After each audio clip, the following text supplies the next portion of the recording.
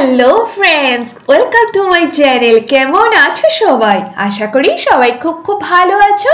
খুব ভালো থেকো, সুস্থ থেকো, আর আমার পাশে কিন্তু অবশ্যই থেকো। যে যেখান থেকে আমার এই ভিডিও ওয়াচ করছো, তোমাদের সবার জন্য রইল অনেক অনেক ভালোবাসা। সবাই খুব ভালো থেকো, হ্যাপি থেকো। আমিও খুব ভালো আছি। আজ আমার থাম্বনেইল বা টাইটেল দেখে নিশ্চয়ই বুঝে গেছো আজ আমি তোমাদের সাথে কি শেয়ার করব, তাই না বলো? তো চলো দেরি না করে স্টার্ট করছি। আমাদের ফেসের কিন্তু অনেক ধরনের কি থাকে, শেপ থাকে, তাই না? যেমন গোল ফেস বা ডিম্বাকৃতি ফেস বা চৌকো ফেস বা পান পাতা ফেস বা লম্বাটে ফেস। এই ধরনের ফেসের মধ্যে কি টাইপের বা কি শেপ দেবে আইব্রোস, যাকে আমরা ভুরু বলি, তো সেটি কি শেপ দিলে সুন্দর দেখাবে তোমার মুখ? কারণ ভুরুর শেপ কেমন হলে সবচেয়ে ভালো দেখায় তা নির্ভর করে কিন্তু মুখের শেপের উপর।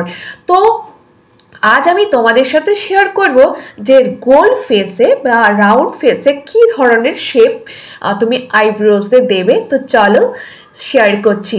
পরপর আমি সব ভিডিওতে দিয়ে যাব, তোমাদের যার যেমন ফেস সেই অনুযায়ী কিন্তু তোমরা সেই ধরনের শেপ দিতে পারবে। তো আজকের ভিডিও শুধু রাউন্ড ফেসের জন্য।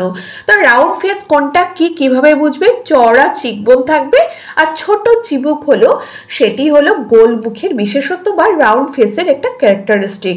মুখ গোল হলে কিন্তু বাঁকা ধনুক টাইপের ভুরুর শেপ কিন্তু এড়িয়ে চলবে, কারণ সেটিতে কিন্তু মুখ আরো বেশি গোল দেখাবে, একদমই ছোট দেখাবে, তাতে কিন্তু সুন্দর লাগবে না ফেস।